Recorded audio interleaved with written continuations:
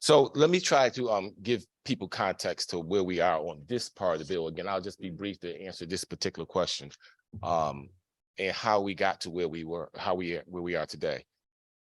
This is how the process worked prior to 2015, when this institution, this committee changed the process.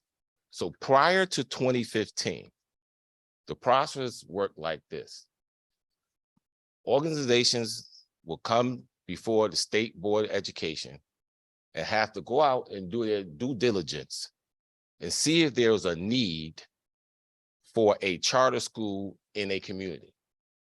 They will have to go do their market research, see if there's a demand, put a plan together, and present it to the State Department of Education for thorough review. That review takes about a year. And after that thorough review, the State Board of Education will make a determination whether that organization, institution should be able to move forward with a charter. One process, one step. That's how it was always done.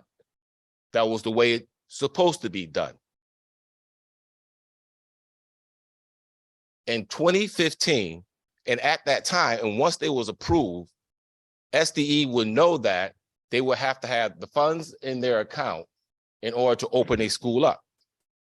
So you never had any controversy, anything in regards to how this process worked. Just a little more context. The idea of having charter schools in the state of Connecticut started in 1991. They started this process of a charter school and choice programming for children in the state of Connecticut. And the person who chaired that blue ribbon committee to create the idea of having choice in our public school education was Stephen Tracy. I'll go on later at the end, but I hope that answered your question. The process was very simple.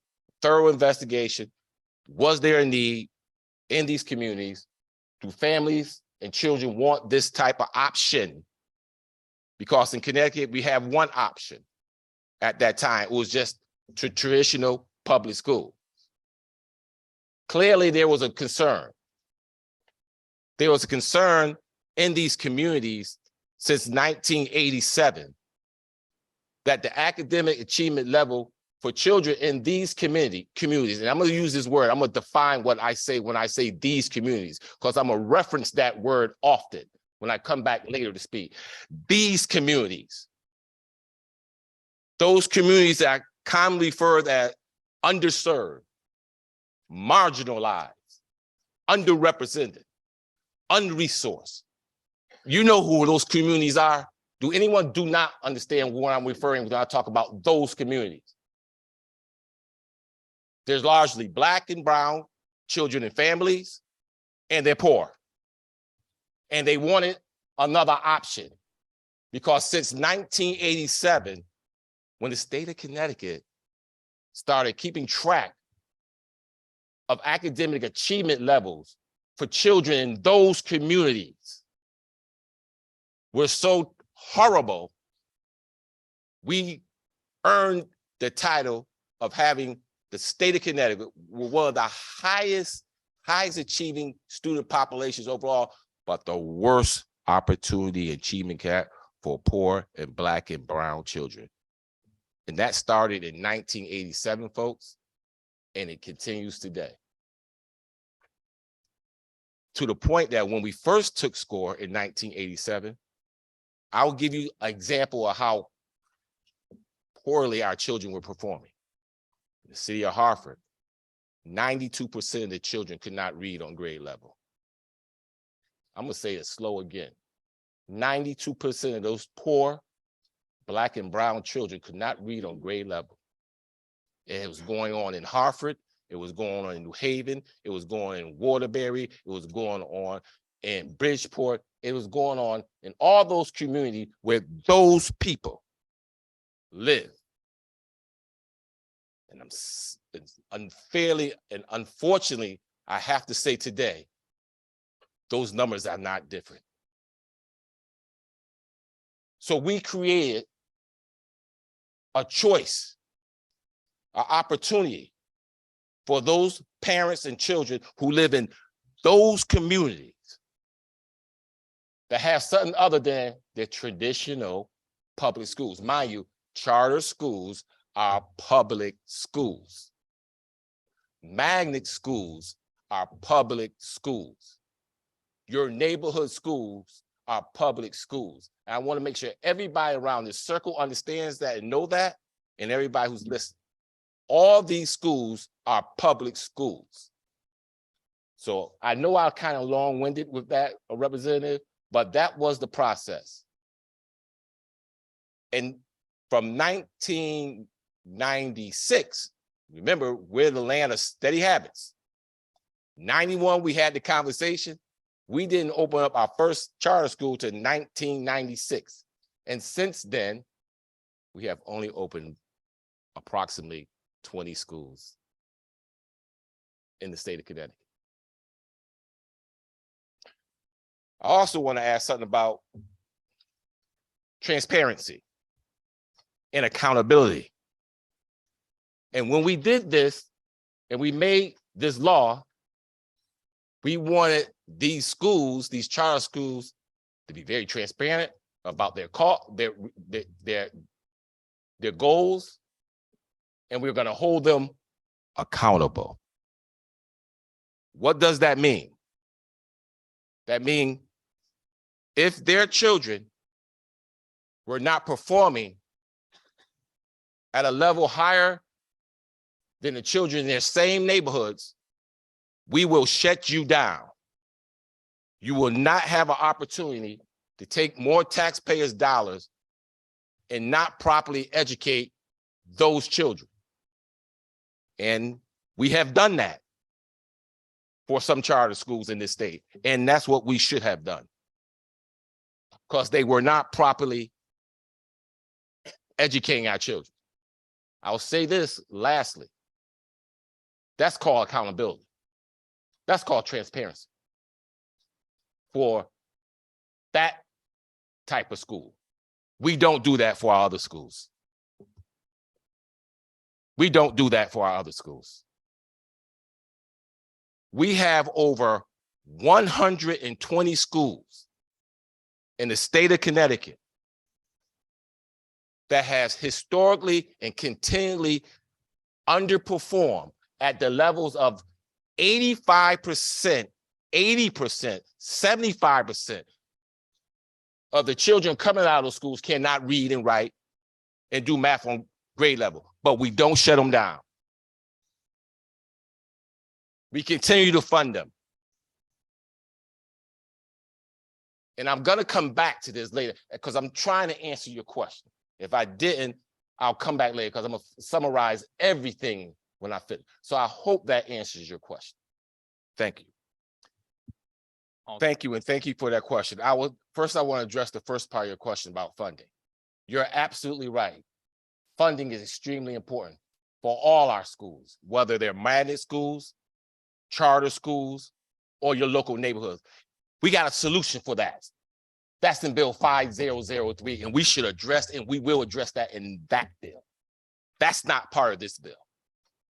This bill, in essence, is about giving parents and children choice of another option. That's what this bill is.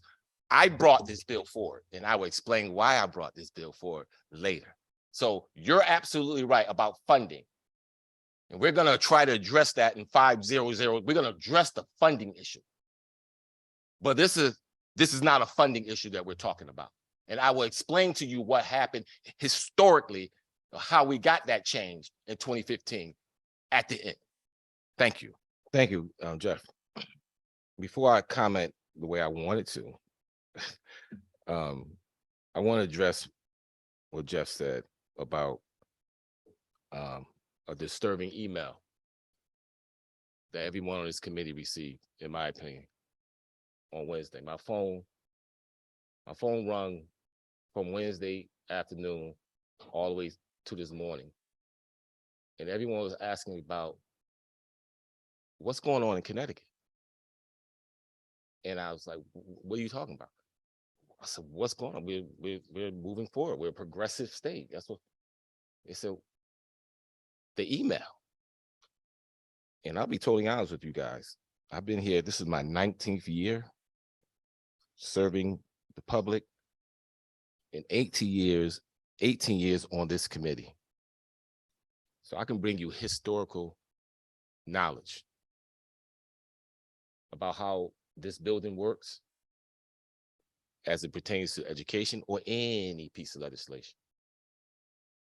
I have never in my 19 years here been, some people say, vaguely threatened about how I vote on a certain piece of legislation. You all read the letter, and they're gonna take score of how you all vote on this one piece of legislation. That email that came from CEA and AFT was very, very, I don't want to use the words. And unfortunately, that had placed a bullseye on every last one of our backs. Because everybody in this state, and now everybody in this country, is watching what this institution, the structural institution, is going to do. And us educators on this committee, and there's a number of us, that email put you all in a worse position, because this is your union. And this is where they stand. And you're going to have to take a vote. His brother said courage, or going up against the grain, standing up for children and families, those kids, those people. 95% who are poor, who are Black and brown. You're going to have to make a decision. And your union already told you where they stand. They told all of us where they stand. They're taking the score. So what I really want to say, they're traditional public schools. Mind you, charter schools are public schools. Magnet schools are public schools. Your neighborhood schools are public schools. And I want to make sure everybody around this circle understands that and know that, and everybody who's listening. All these schools are public schools. On SB 1096, an act concerning the charter school approval process, JFS 2 appropriations, LCO 6197. Representative Curry. Yes. Senator McCrory. Yes. Senator Berthel. Senator Berthel votes yes. Representative Leeper. Yes. Senator Winfield. Senator Winfield, yes. Representative Arzeno. Representative yes. Representative Belinsky. Polinsky, yes. Representative Brown. Representative Brown, no. Representative Carney. Representative Carney votes yes. Representative Chaleski. Representative Chaleski votes yes. Representative Dauphiné. Dauphiné votes yes. Representative Felipe. Yes. Representative Poncello. Representative Foncello votes yes. Representative Jenga. Representative Jenga votes yes. Representative Howard. Howard votes yes. Representative Dominique Johnson. Representative Johnson, no. Representative Susan Johnson, no. Representative Khan votes no. Senator Kushner votes no. Senator Maroney. Senator Maroney votes yes. Representative Mara. Representative Mara votes yes. Representative McGee votes yes. Representative Napoli. Senator Napoli votes no. Rep. Poulos votes no. Representative Rader. Representative Rader votes yes. Representative Roberts votes yes. Emmanuel Sanchez. Representative Manny Sanchez votes yes. Representative Robert Sanchez. Representative Robert Sanchez votes yes. Senator Seminara votes yes. Representative Smith. Representative Smith votes no. Representative Welander votes no. Representative Zupkis. Representative Zupkis votes yes. Representative Cooley, finally back in the room, votes yes. Emphatically.